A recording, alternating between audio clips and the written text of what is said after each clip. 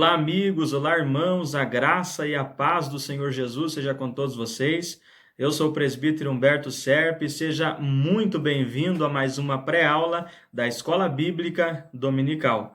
Nosso objetivo aqui é levar um auxílio até você, querido professor e aluno, trazendo um subsídio sólido na Palavra de Deus sobre os temas da Escola Bíblica Dominical. Mas antes de irmos para a aula de hoje, se você não é inscrito nesse canal, se inscreva, deixa seu like, seu comentário, compartilha com mais alguém. Fazendo assim, você estará ajudando esse canal a alcançar um número maior de pessoas. Mas sem mais delongas, vamos para a aula de hoje. A aula de hoje é a lição de número 6, será exibida no dia 10 de maio de 2020. O título dela é A Condição dos Gentios sem Deus.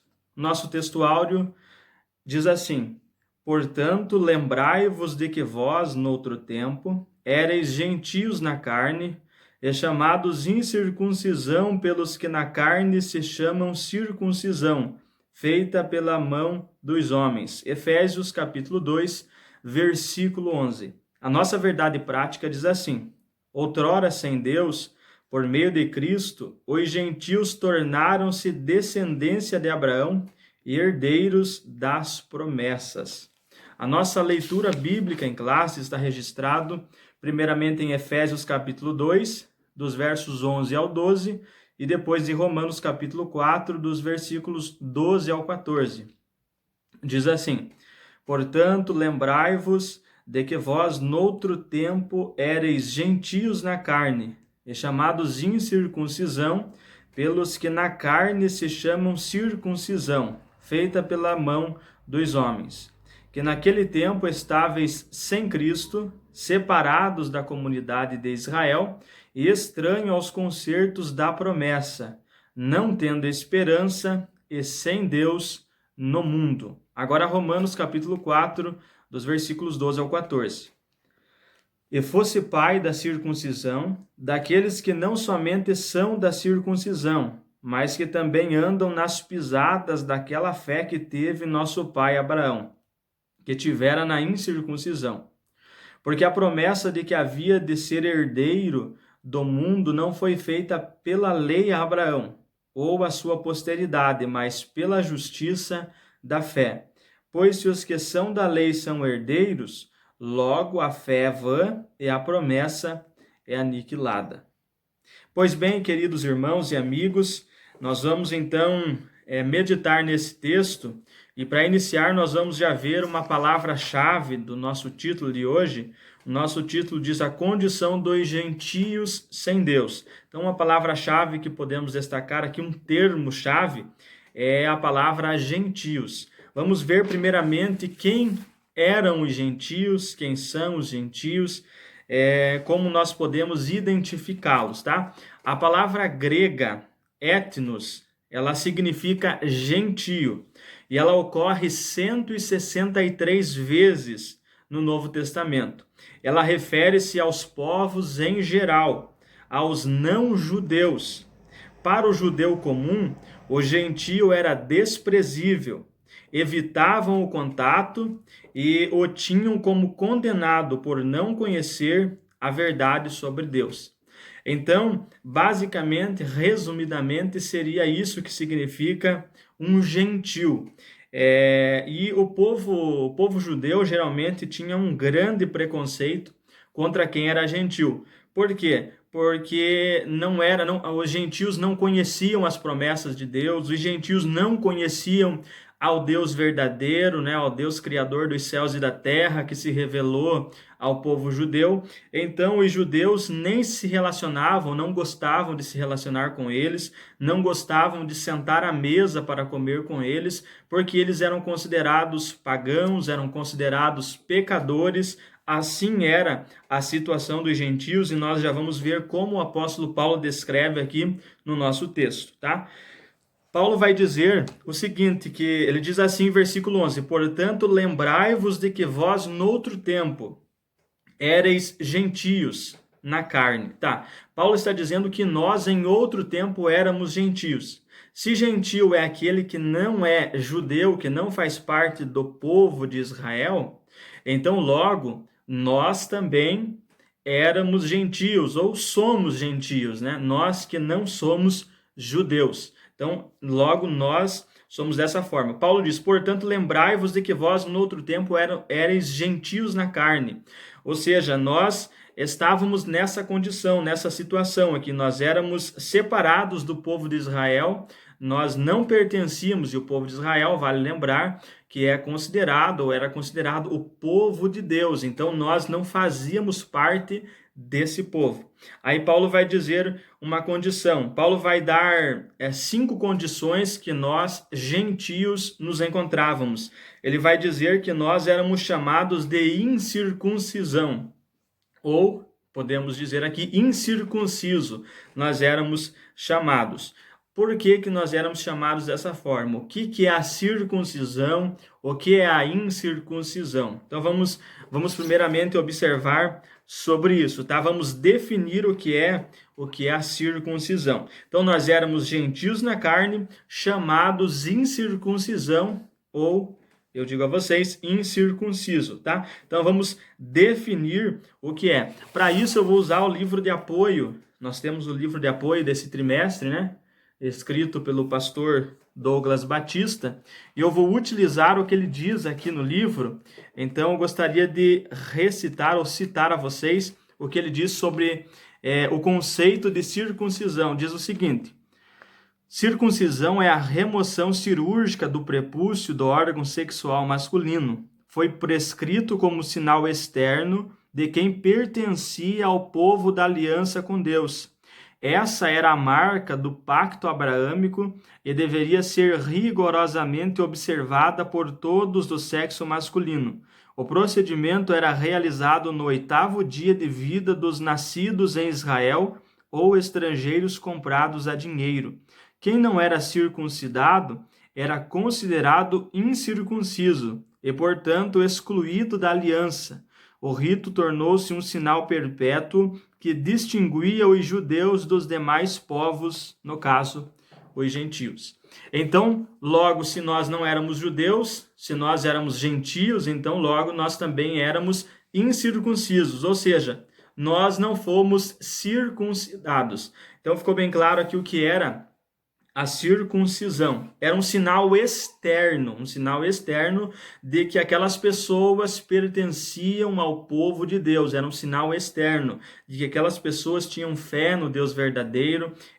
Deveria de ser um sinal externo. Só que o que acontecia era que os judeus, eles se gabavam, né? Eles se vangloriavam na circuncisão, mas na verdade, muitos deles, a circuncisão acontecia apenas como um sinal externo, mas dentro deles ou neles não tinha nada de verdadeiro, ou seja, a fé que eles depositavam não era verdadeira em Deus, as suas atitudes não eram corretas, a sua vida não era correta diante de Deus, mas eles se vangloriavam do sinal externo de serem circuncidados e de pertencerem ao povo de Deus, e assim menosprezavam os outros povos, no caso nós, gentios. Mas nós vamos ver que a verdadeira circuncisão, ela não está restrita a apenas um sinal externo, mas a verdadeira circuncisão, o apóstolo Paulo vai nos dar luz aqui no Novo Testamento sobre isso. Vamos ver o que ele nos diz, primeiramente em Romanos,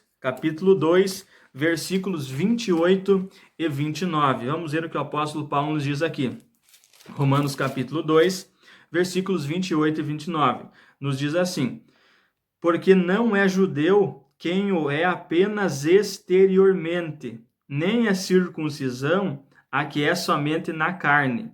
Porém, judeu é aquele que o é interiormente, e circuncisão a que é do coração, no espírito, não segundo a letra, e cujo louvor não procede dos homens, mas de Deus. Então veja que Paulo está deixando bem claro que a verdadeira circuncisão não é aquela que está exposta, né, somente externamente, somente com esse sinal. Então não bastava na época eu ser judeu e apenas carregar esse sinal externo, mas dentro de mim, na verdade, eu não ser verdadeiro, eu não acreditar em Deus, eu não viver daquela maneira como o povo de Deus mesmo. Então não servia de nada, não adiantaria de determinada. Paulo está dizendo que a verdadeira circuncisão é aquela que é a do coração no espírito, não segundo a letra, e cujo louvor não procede dos homens, mas de Deus. Então a verdadeira circuncisão, na verdade, ela não está externa, mas ela está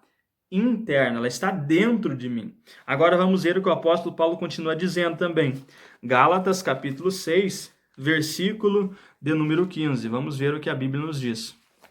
Gálatas 6, versículo 15 diz assim: pois nem a circuncisão é coisa alguma, nem a incircuncisão, mas o ser nova criatura. Ou seja, esse sinal da circuncisão na antiga aliança era muito importante, mas mesmo assim Paulo já estava questionando, ali em Romanos que nós lemos anteriormente, mesmo assim Paulo estava questionando que a verdadeira circuncisão, ela não se restringia a um sinal externo, mas ela teria que ser realmente uma coisa verdadeira na pessoa. Agora, no Novo Testamento, Paulo vai dizer que nem a circuncisão e nem a incircuncisão é coisa alguma. Mas o que realmente vale, o que realmente importa na nova aliança? Paulo diz, o que realmente importa é ser nova criatura. Ele diz aqui em Gálatas 6:15. O que realmente importa, então, o sinal externo que nós devemos demonstrar agora não é mais essa circuncisão, mas é sim demonstrar que agora nós somos nova criatura. Ou seja, isso é um sinal externo também. É um sinal externo daquilo que aconteceu dentro de nós. Se a nossa fé é verdadeira, se de fato nós fomos salvos por Cristo Jesus, agora nós somos uma nova criatura.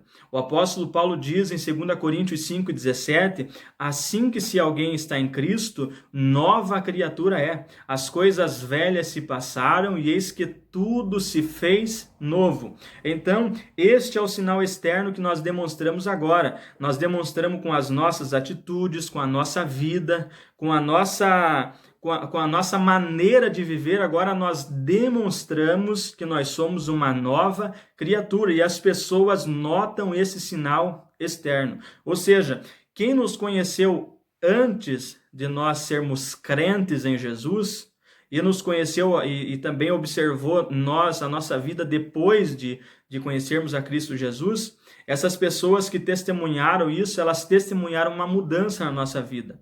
Elas olharam que existe um antes e um depois, ou seja, nós nos tornamos nova criatura. E isso é um sinal externo. Isso é um sinal externo daquilo que aconteceu dentro de nós. Mas o apóstolo Paulo diz mais uma coisa também, em Gálatas capítulo 5, versículo número 6. Vejamos. Porque em Cristo Jesus, nem a circuncisão, nem a incircuncisão tem valor algum, mas a fé que atua pelo amor. Então veja que Paulo aqui ele está dizendo que no Novo Testamento agora, não importa se eu sou circuncidado, se eu não sou, isso no Novo Testamento não tem mais a importância, porque o que vale agora, o que vale é aquilo que procede de mim.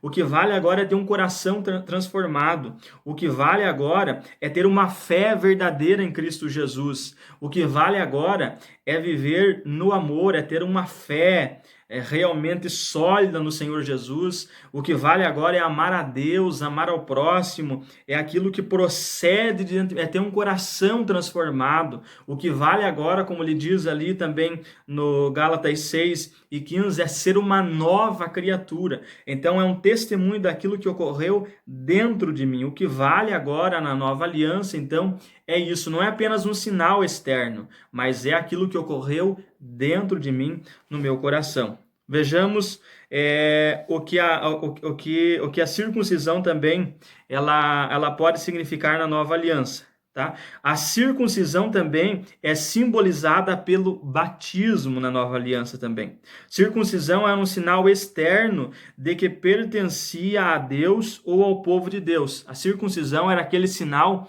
externo, né, que as pessoas se vangloriavam dele, os judeus se vangloriavam desse sinal, porque por meio desse sinal eles diziam que eles pertenciam ao povo de Deus, que eles tinham a lei de Deus. Agora, no Novo Testamento, o batismo é um sinal externo. O batismo é um sinal externo da nossa fé em Jesus, de que morremos para o mundo e o pecado e agora ressurgimos para Deus. Então veja que na antiga aliança a circuncisão era um sinal externo, né? Mas deveria de ser um sinal externo daquilo que realmente ocorria dentro deles, mas na maioria das vezes não acontecia. Agora na nova aliança nós também temos um sinal externo. Qual é esse sinal externo? É o batismo.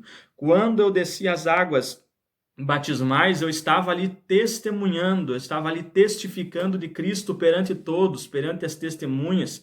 Eu estava ali demonstrando que a minha fé, que realmente eu tenho fé em Cristo Jesus, eu estava ali demonstrando realmente aquilo que já aconteceu dentro de mim. Eu estava ali descendo as águas, né, simbolizando a morte para o pecado, a morte para o mundo, e quando eu ressurgi das águas, simbolizando também que agora eu iria viver para Deus, viver para a glória de Deus nessa nova vida que Cristo Jesus me concedeu. Então, o batismo também é um testemunho, é um sinal externo daquilo que já aconteceu dentro de mim. Então, quando eu aceitei a Jesus, isso já tinha acontecido dentro de mim, mas no batismo eu fiz isso um sinal público da minha fé em Jesus Cristo. Então, dessa forma também, a circuncisão ela é substituída pelo batismo. Mas da mesma forma, eu repito, assim como na antiga aliança, não bastava ter o sinal externo se nada tivesse ocorrido aqui dentro. Assim na nova aliança também, eu digo a vocês, não adianta eu apenas querer ser batizado, descer as águas do batismo, mas se nada mudou na minha vida, se nada ocorreu, se nenhuma transformação aconteceu aqui dentro, se eu continuo vivendo para o mundo, se eu continuo vivendo no pecado, não adianta nada eu querer descer as águas do batismo, porque o batismo é um sinal externo daquilo que já aconteceu aqui no meu interior, senão não vale de nada. Agora vamos prosseguir. Quando Jesus veio, ele tornou a circuncisão desnecessária. Uma marca no corpo não tem valor nenhum quando o coração não é voltado para Deus. Agora, todo aquele que é salvo por Jesus tem uma circuncisão espiritual, a marca no seu coração de sua dedicação a Deus. Então veja a diferença, veja essa mudança que ocorreu.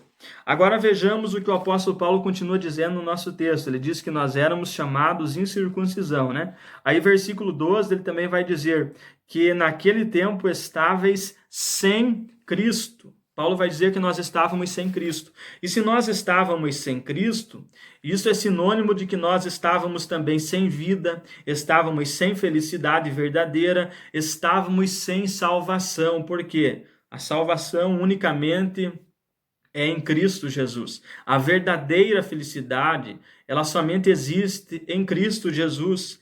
A vida verdadeira só encontramos em Cristo Jesus. Jesus disse, eu sou o caminho, a verdade e a vida. E ninguém vem ao Pai a não ser por mim. Então veja que nós estávamos, Paulo vai dizer, sem Cristo, estávamos então numa situação terrível. Se não tínhamos Cristo, não tínhamos nada então. Agora Paulo vai continuar dizendo que nós estávamos também separados da comunidade de Israel. Ou seja, nós não pertencíamos ao povo de Deus. Nós também não recebemos a lei de Deus. Por quê? Deus havia escolhido Abraão. Deus havia escolhido a descendência de Abraão. E Deus se revelou à descendência de Abraão por meio da sua lei, por meio dos mandamentos.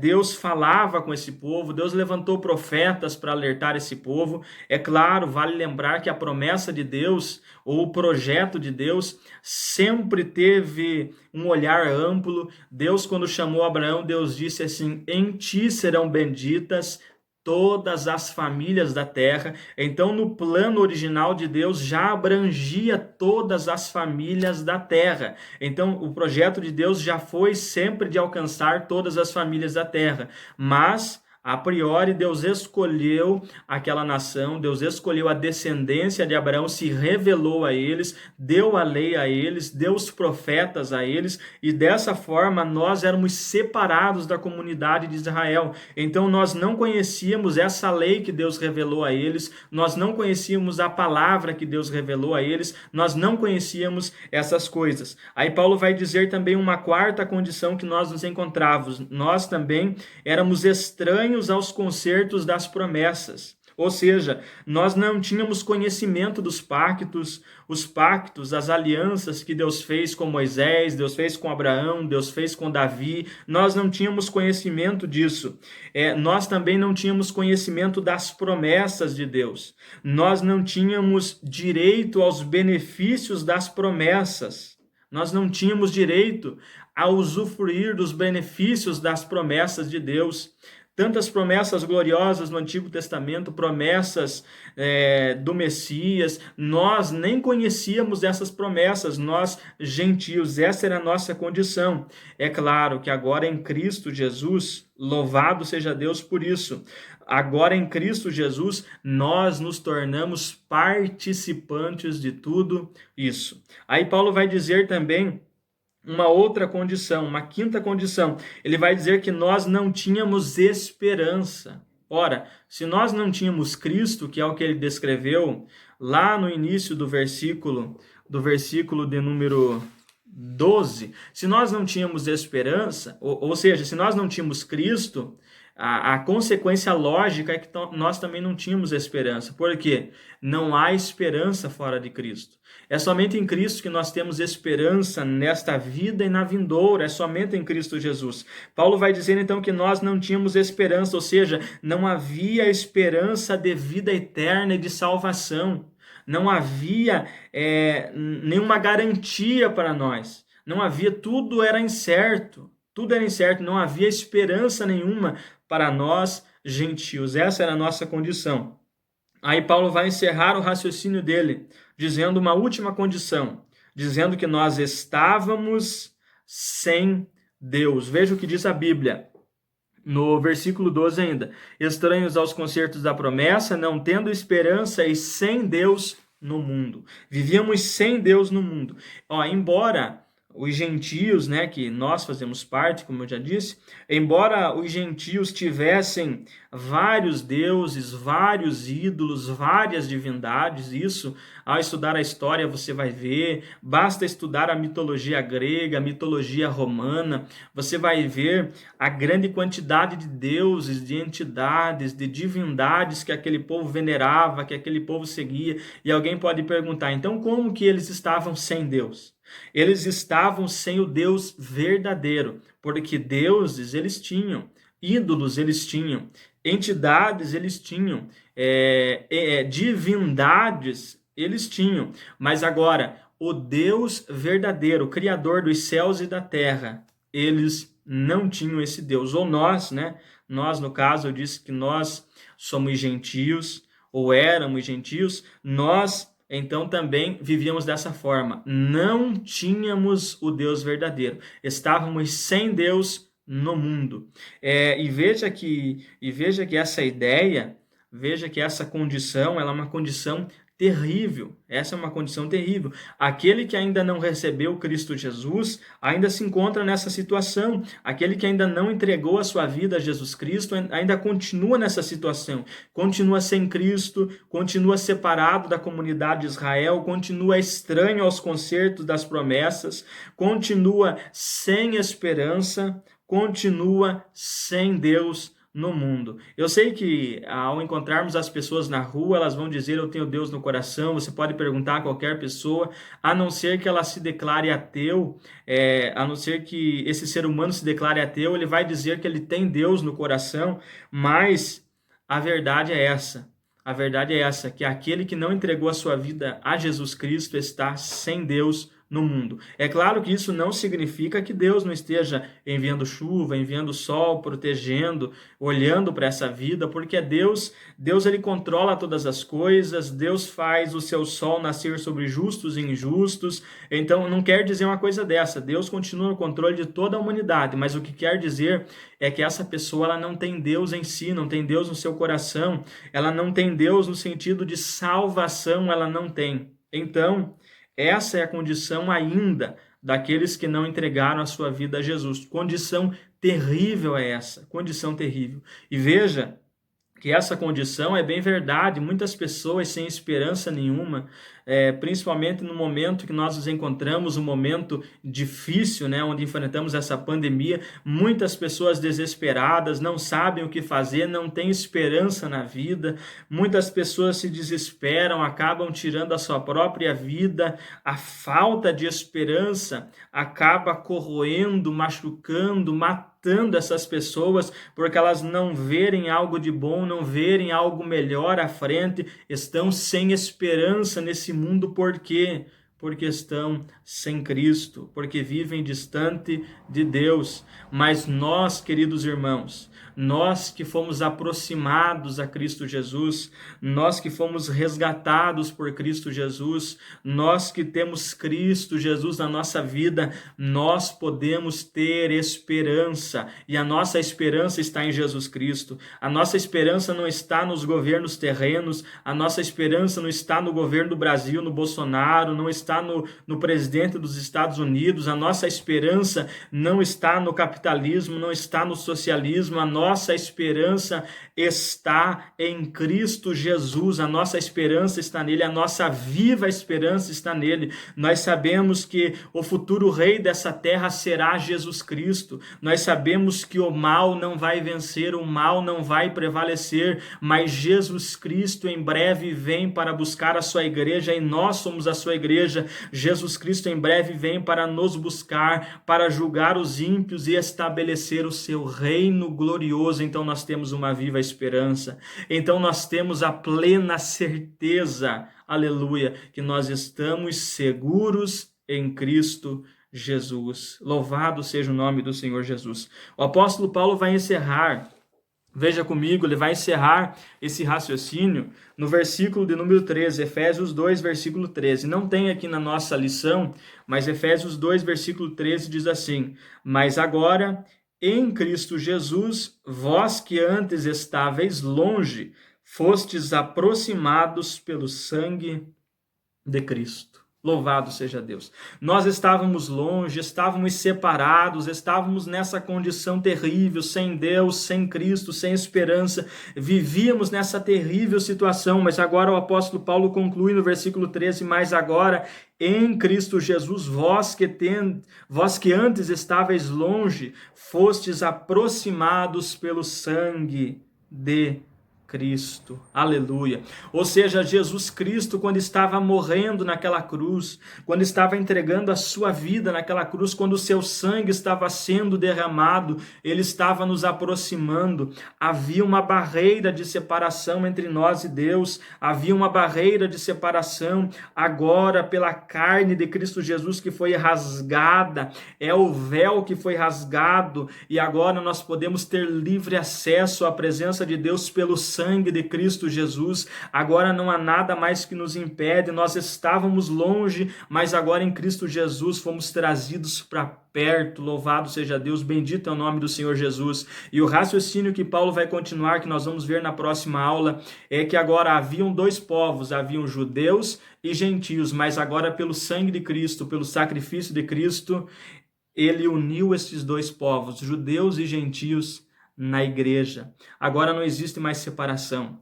agora não existe mais judeus e gentios, mas agora existe o povo de Deus, a igreja de Deus. Veja que antes o povo de Deus era só os judeus, mas agora não é assim, o povo de Deus é a igreja, e a igreja é composta por judeus e gentios. Glória seja o nome do Senhor Jesus. Nós não merecíamos isso, nós não éramos dignos disso. Quando que nós poderíamos imaginar uma coisa dessa? Para quem vivia no Antigo Testamento, imaginar uma coisa dessa, mas que obra gloriosa Deus realizou. Esse era o projeto de Deus desde a eternidade. Eu já falei a vocês e repito, quando Deus chamou Abraão, ele disse: em ti serão benditas todas as famílias da terra. Esse sempre foi o propósito de Deus, alcançar todas as famílias, e eu glorifico a Deus porque ele alcançou a minha família.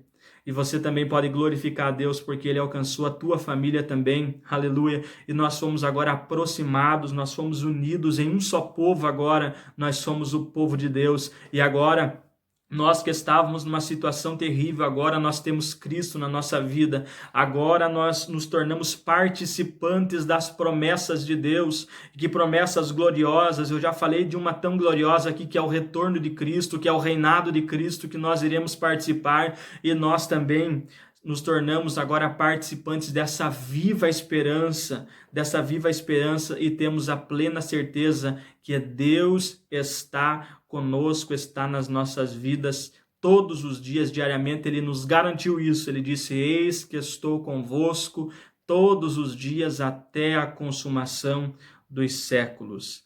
Nós agradecemos a Deus por tudo isso que Ele fez na nossa vida, mas agora também nós temos uma responsabilidade, porque eu falei a vocês que aqueles que ainda não entregaram a sua vida a Jesus continuam nessa terrível situação. Então, nós temos a responsabilidade de pregar o Evangelho a essas pessoas, para que elas também desfrutem das promessas de Deus, para que elas também desfrutem dessa viva esperança que nós aguardamos, que em breve Jesus Cristo virá para nos buscar e estabelecer o seu reino glorioso, que essas pessoas tenham essa alegria, essa certeza da sua salvação. E isso nós podemos desfrutar, a certeza da salvação, a certeza de que se nós morrermos agora, nesse exato momento, nós não precisamos temer, porque nós estaremos na presença do nosso Deus para todo sempre. Então nós temos essa responsabilidade também de pregar o Evangelho a todas as nações, a todas as pessoas, assim como Jesus Cristo disse: ide por todo mundo, pregai o Evangelho a toda criatura. Quem crer e for batizado será salvo, e quem não crer será condenado. Eis aí a nossa responsabilidade diante de tudo isso. Diante dessa aula, nós podemos ser gratos a Deus por isso que Ele operou em nós, por essa tão grande salvação que Ele nos concedeu, e também podemos aproveitar e ver essa nossa responsabilidade e fazer alguma coisa, evangelizar, fazer missões, fazer cumprir o nosso chamado e pregar o Evangelho a todas as pessoas. Essa é a nossa aula de hoje, querido amigo, querido irmão que nos acompanha. Essa é a nossa aula de hoje. Embora eu não tenha lido toda a revista, mas comentando o texto que nos está proposto, assim, eu tenho certeza que comentei todos os assuntos que é tratado na revista. Esse era o nosso objetivo. O nosso objetivo aqui sempre não é ler a revista, mas é comentar o texto bíblico, trazendo um subsídio a você, querido professor e aluno. E o meu desejo, o nosso desejo, é que Deus em Cristo Jesus esteja abençoando cada vez mais a tua vida, a nossa vida. Esse é o nosso desejo. Receba o nosso abraço. Deus abençoe e até a próxima aula.